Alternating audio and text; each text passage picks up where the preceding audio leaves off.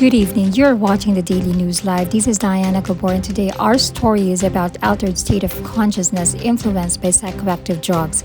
We will investigate the positive and negative effects of different kinds of drugs to our brain and thus to our consciousness and behavior. An altered state of consciousness occurs when there's a shift in the quality or pattern of your mental activity. There are many ways one's consciousness can be altered, such as by using psychoactive drugs. Psychoactive drugs are chemicals that change our states of consciousness, particularly our perceptions, memories, and moods. These drugs are commonly found in everyday foods, beverages, and over-the-counter drugs. One danger of such drugs is their potential to create either physical or psychological dependence, both of which can lead to a lifelong pattern of abuse, leading to one of the clearest dangers of dependence, a drug overdose. After using the drug for some period of time, the body becomes unable to function normally without the drug, and the person is said to be dependent or addicted, a condition commonly called physical dependence. One sign of physical dependence is the development of a drug tolerance. As the person continues to use the drug, larger and larger doses of the drug are needed to achieve the same initial effects of the drug. Another sign of a physical dependence is that the user experiences symptoms of withdrawal when deprived of the drug. Drug withdrawal is a term that describes a set of symptoms your body experiences after you suddenly stop or reduce chronic use of drugs and alcohol. These are just some psychological and physical withdrawal symptoms. The types of withdrawal symptoms that will be experienced are dependent on these factors. What type of drug is being used? How long has the drug been used? How much of the drug have they been using? Numerous studies have shown that the brain's reward system is activated by certain drugs. Most of the reward system is located in a circuit called the mesolimbic pathway. Dopamine is the substance that allows this circuit to activate. The brain tries to adapt to this large amount of dopamine by decreasing the number of synaptic receptors for dopamine. The next time the user takes a drug, he or she needs more of it to get the same pleasure response because of the reduced number of receptors. Psychological dependence, or the belief that the drug is needed to continue a feeling of emotional or psychological well-being, is a very powerful factor in continued drug use. How do psychoactive drugs affect consciousness? And what are the dangers associated with taking them? Here's a special report about the psychoactive drugs, exclusive on Daily News Live.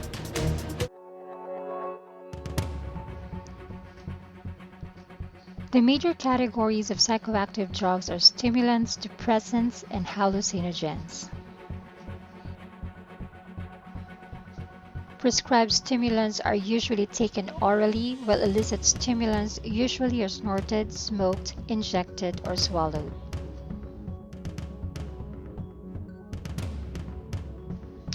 Stimulants are a class of drugs that cause either the sympathetic division or the central nervous system or both to increase levels of functioning, at least temporarily. Stimulants speed up the nervous system. For example, the heart may beat faster or the brain may work faster.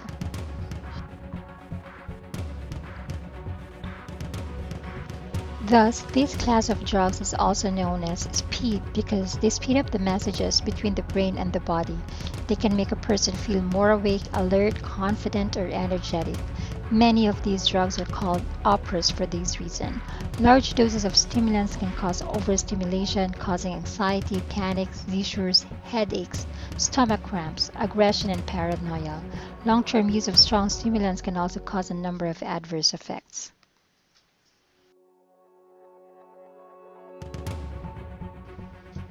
Stimulants include amphetamines, cocaine, nicotine, and caffeine.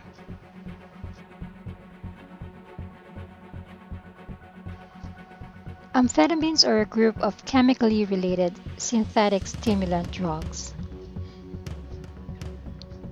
They have a structural resemblance to norepinephrine, a chemical transmitter which is produced naturally by the body.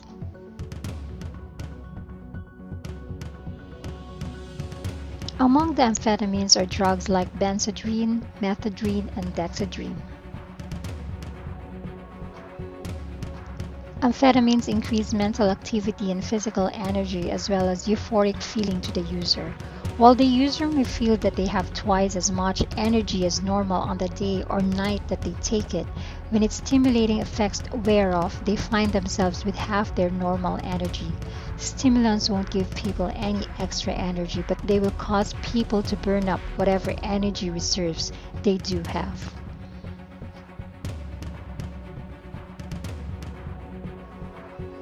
This drug can cause changes in the way the brain behaves. In particular, amphetamine and related substances can significantly alter the brain's pleasure response, destroying pleasure receptors in the brain and decreasing the ability for the body to feel pleasure without using the drug. When the energy reserves are exhausted or the drug wears off, a crash is inevitable and the tendency is to take more pills to get back up. The calm down effects sometimes include a general feeling of weakness and aching muscles and bones and severe headache. The users have two chemical options: to take the downers to limit their body's awareness or simply to keep going by taking more speed. Of course, neither of these options is problem free. The habitual use of uppers and downers interferes with the body's natural cycles and create a seesaw effect which can be very debilitating. Long-term use can cause a general decline in health and leave the user's body and face with the permanent imprint of premature aging caused by a natural weight loss. Paranoia and psychosis may be the outcome for other users. Amphetamine psychosis is the condition that causes addicts to become delusional and paranoid. Also, violence is likely an outcome, both against the self and others.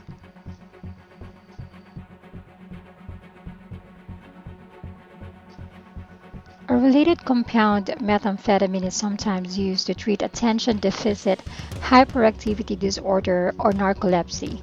Crystal meth is a crystalline form that can be smoked and is used by recreational drug users, people who do not need drugs but instead use them to gain some form of pleasure. Often dubbed as poor man's cocaine, this kind of speed comes in different forms: crystal, powder, crank, and tablets. When people use meth, particularly for a prolonged period, they're at risk of having hallucinations. Hallucinations are perceptions that something is there when it really isn't. Some crystal meth addicts see things, hear voices, or even smell odors that are not actually present. It is also possible to have tactile hallucinations, feeling things touching them that are not. They're also having delusions. Delusions refer to beliefs that aren't based in reality. Users might believe that they're being tortured, tricked, made fun of, or spied on. A common delusion people experience is thinking that they're being followed by the police when they're not. Paranoia. Users experience paranoia believing people are out to get them, and then they may become increasingly aggressive as they struggle to manage their impulses. They may also exhibit obsessive compulsive behaviors. They may start tasks over and over, they may wash their hands compulsively, and they may rub, scratch, or pull at their skin or hair. Today, amphetamines have a rather limited role in medicine, being used to treat chronic sleepiness and hyperkinetic children. It is rarely used and is available only by prescription.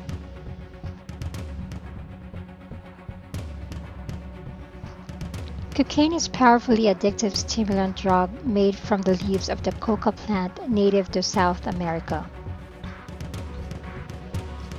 In 1860, Albert Neumann of the University of Göttingen discovered the way to isolate a psychoactive alkaloid from the leaf of the coca plant, and he named it cocaine.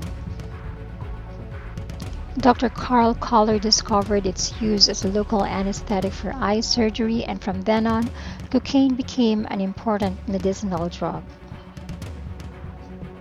It produces feelings of euphoria, energy, power, and pleasure.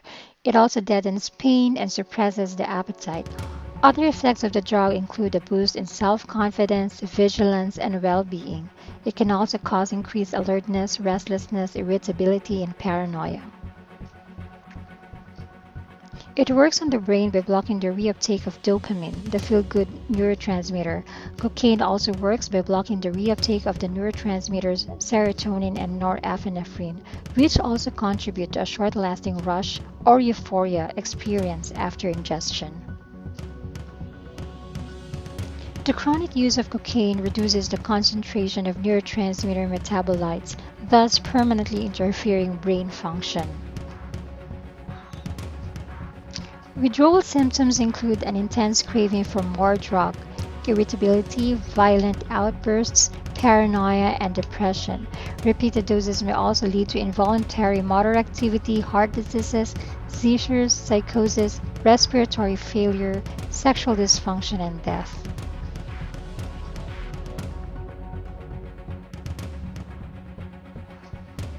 Nicotine is a stimulant drug that speeds up the messages traveling between the brain and body. It is the main psychoactive ingredient in tobacco products. Electronic cigarettes, also known as e-cigarettes, do not contain dried tobacco leaves, but they may still contain nicotine.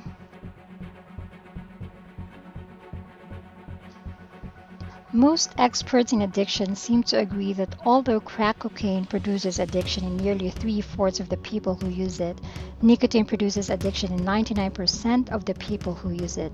It is more powerful than heroin or alcohol in terms of its addictive power.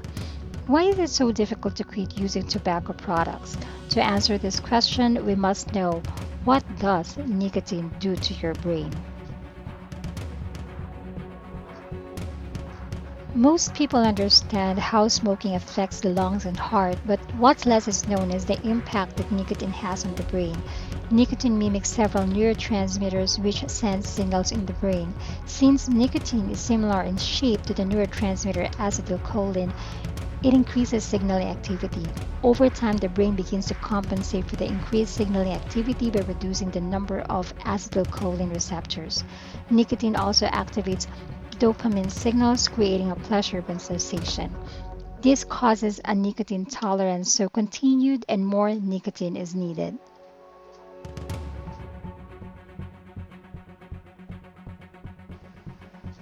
The nicotine in cigarettes changes your brain, which leads to withdrawal symptoms when you try to quit.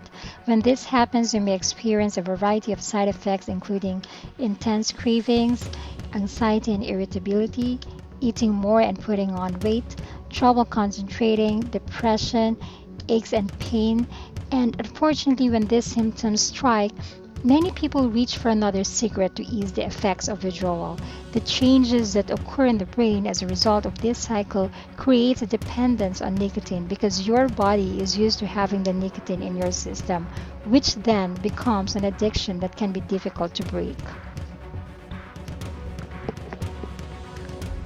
Passive smoking is when someone breathes in smoke from other people smoking. In this photo, the first image shows the brain that is not exposed to cigarette smoke. It has high levels of red and yellow tracer molecules that bind to empty nicotine receptors. As you can see on the second photo, after 1 hour of exposure to secondhand smoke, nicotine displaces and reduces the level of tracer molecules. This shows that even limited secondhand smoke exposure delivers enough nicotine to the brain to alter its function. Chronic or severe exposure could result in even higher brain nicotine levels, which may explain why secondhand smoke exposure increases vulnerability to nicotine addiction.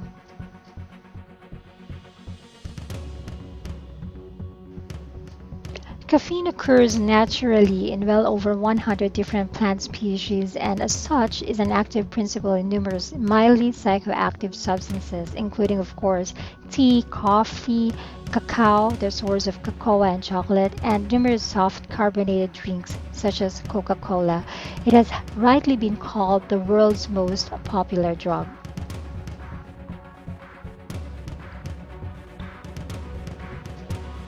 It is found in the seeds, nuts, and leaves of a number of different plants, including coffee arabica, used for coffee, Thea sinensis, used for tea, Cola acuminata, used as a nut in tea or soft drinks, Theobroma cacao, used in cocoa and chocolate, and Polinia copana, used in snack bars and energy drinks. Caffeine is an indirect stimulant. Brain activity speeds up because it can't slow down. By itself, then, caffeine can't stimulate anything. It can only clear the way for the brain's own stimulants to do their job.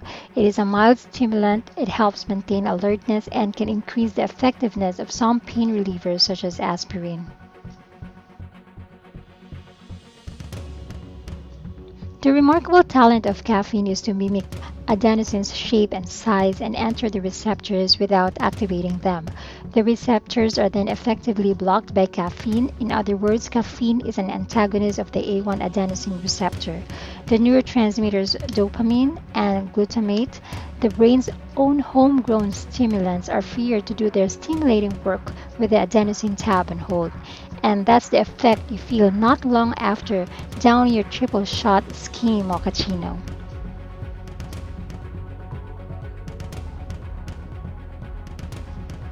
As every good coffee drinker knows, this effect lessens over time.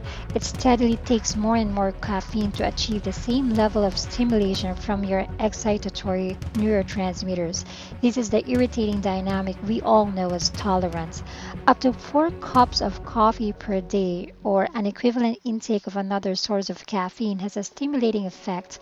Anything more has no further effect or can even be counterproductive and make the user sluggish. Giving up caffeine after using it for a long time is challenging because the body has to get used to functioning without it. Withdrawal symptoms can include headache or nausea, fatigue or drowsiness, anxiety, irritability, depressed mood, and muscle pain or stiffness.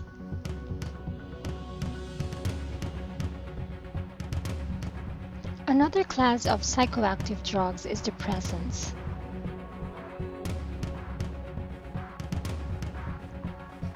Sometimes called downers, these drugs come in multicolored tablets and capsules or in liquid form. They are also used as tranquilizers and for its antipsychotic properties. Central nervous system depressants are drugs that slow down brain activity, making them effective for treating many conditions.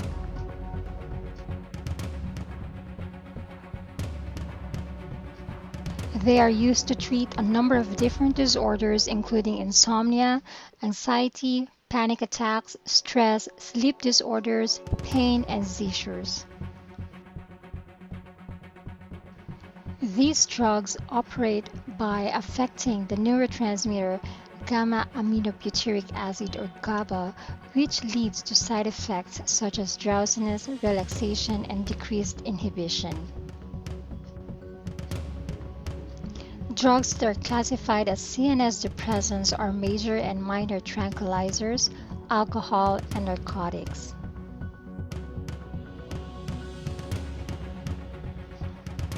Major tranquilizers are drugs that have a strong depressant effect. Barbiturates or downers are a type of CNS depressant that are prescribed to treat anxiety, tension, and sleep disorders. Common barbiturates include Amital, Luminal, Nembutal, and Meberal. Barbiturates were previously regarded as a generally safe depressant, but problems with abuse, addiction, and overdose quickly became apparent after widespread prescription. These drugs can generate a sense of euphoria and relaxation even when taken in small doses, which encourages abuse in some. Medical use of barbiturates has declined over the years in favor of benzodiazepines due to lower risk of overdose.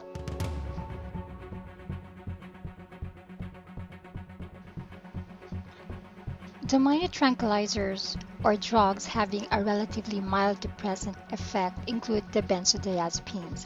These drugs are used to lower anxiety and reduce stress. Sometimes called benzos, benzodiazepines have been available since the 1960s for the treatment of sleep disorders and convulsions. Common benzodiazepines include Valium, Xanax, Ativan, and clonazepam. Both major and minor tranquilizers can be addictive, and large doses can be dangerous, especially when taken with alcohol or drugs. Rofinol is a benzodiazepine tranquilizer that has become famous as a date rape drug. Rape or some other form of sexual assault can then be carried out without fear that the victim remember it or be able to report it.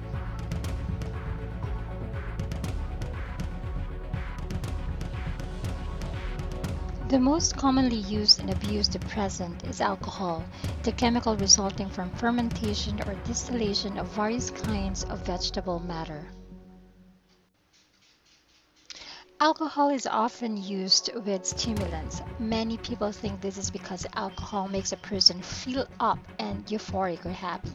Actually, alcohol is a depressant that gives the illusion of stimulation because the very first thing alcohol depresses is a person's natural inhibitions or the don'ts of behavior. Alcohol indirectly stimulates the release of a neurotransmitter GABA, the brain's major depressant. GABA slows down or stops neural activity, and as more GABA is released, the brain's functioning actually becomes more and more inhibited, depressed, or slowed down. Alcoholism is the most serious form of problem drinking and describes a strong, often uncontrollable desire to drink. Sufferers of alcoholism will often place drinking above all other obligations, including work and family, and may build up a physical tolerance or experience withdrawal symptoms if they stop.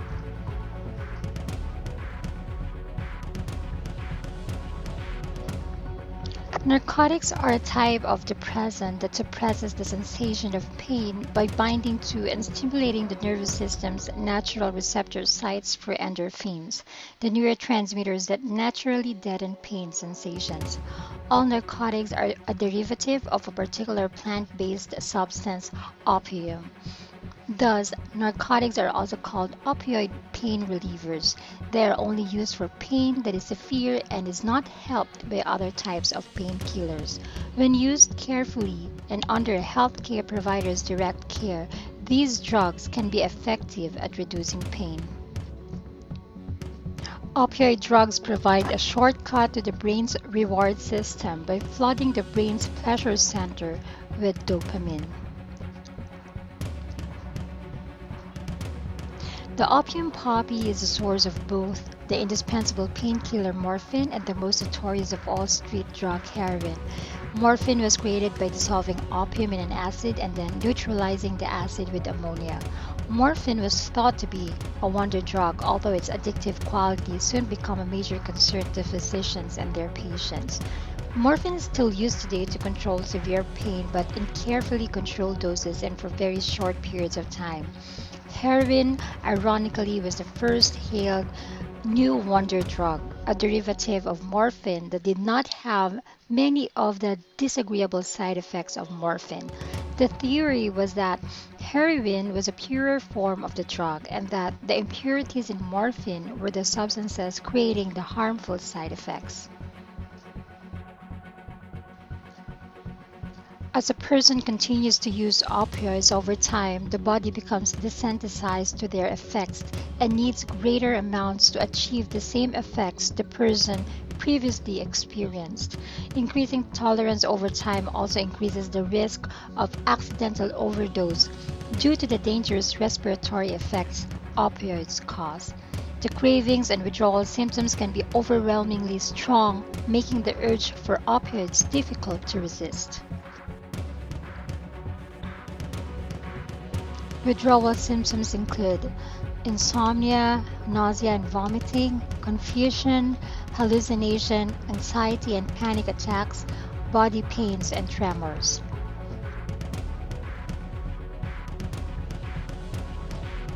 Hallucinogens.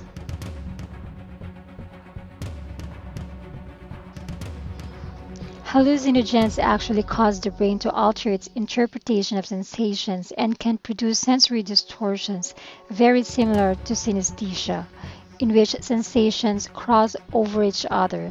Colors have sounds, sounds have smells, and so on. False sensory perceptions called hallucinations are often experienced, especially with the more powerful hallucinogens. There are hallucinogen drugs developed in laboratory and they call it the manufactured high. And they're also found in nature, which are the non-manufactured high.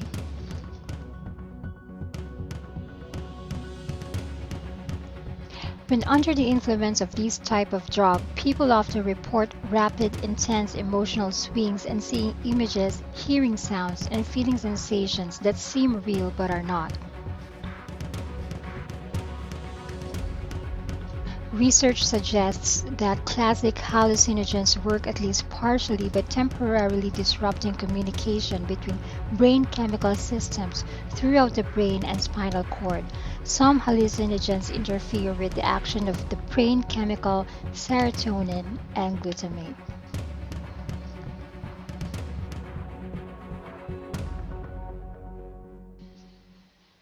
Manufactured highs include LSD, PCP, and MMDA or ecstasy, and the most popular non manufactured high is the marijuana.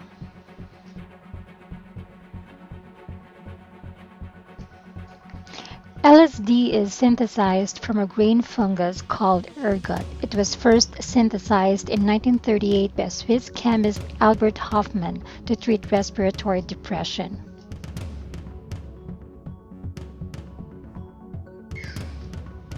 People who take LSD usually do so to get that high feeling. Some people feel that LSD helps them expand their consciousness or awareness of the world around them. Colors seem more intense, sounds more beautiful, and so on, but the experience is not always a pleasant one, just as dreams are not always filled with positive emotions.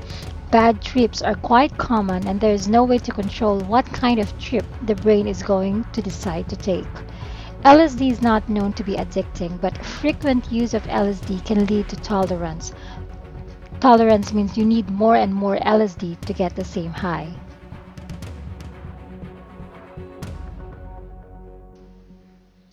PCP is another synthesized drug found to be so dangerous that it remains useful only in veterinary medicine as a tranquilizer.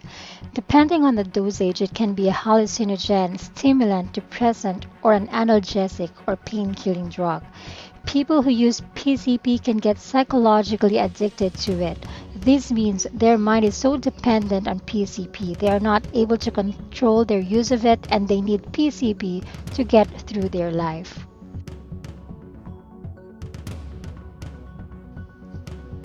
Same with LSD, users of PCP can experience hallucinations, distorted sensations, and very unpleasant effects. PCP can also lead to acts of violence against others or suicide. Users may even physically injure themselves unintentionally because PCP causes them to feel no warning signal of pain.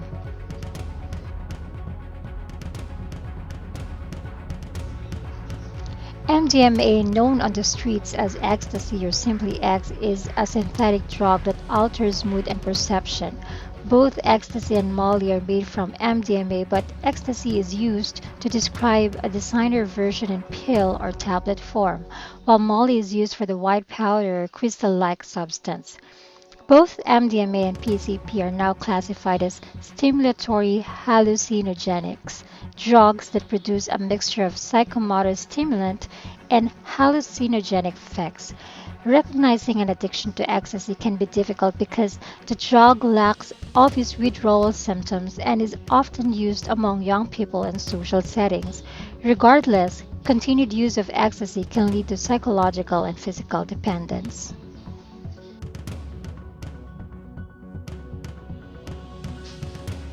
The user feels euphoria, energized, and may feel increased emotional warmth toward others, but there is some evidence that MDMA may damage the serotonin receptors, which could lead to depression. Other negative effects include severe dehydration and raised body temperature, which can lead to excessive intake of liquids with possible fatal results.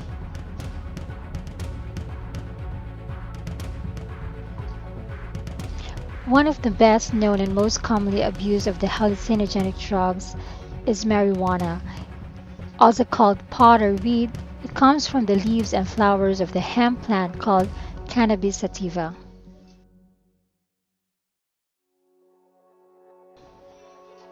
Marijuana is best known for its ability to produce a feeling of well being, mild intoxication, and mild sensory distortion or hallucinations. Most people do report a feeling of mild euphoria and relaxation, along with an altered time sense and mild visual distortions. Higher doses can lead to hallucinations, delusions, and the all too common paranoia.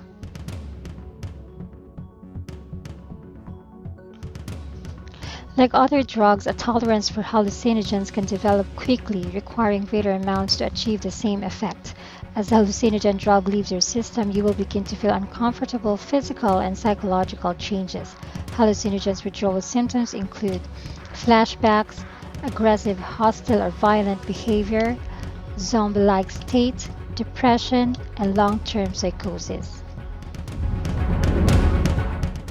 Day after day, news broadcasts bring horrifying reports of continued use of illegal drugs. What is the solution for this? Is there an effective form of intervention that can be used to combat the war on drugs? Or should we turn to alternatives such as drug legalization or mandatory death sentences for drug traffickers?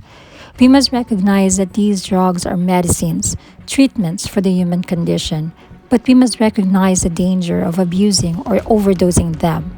We must make them safe and risk free and healthy as possible. That means drugs that would deliver the same effects but would never cause dependency, disease, dysfunction, or death. Dream on that for a moment. It has been Diana Gabor for Daily News Live. Good night.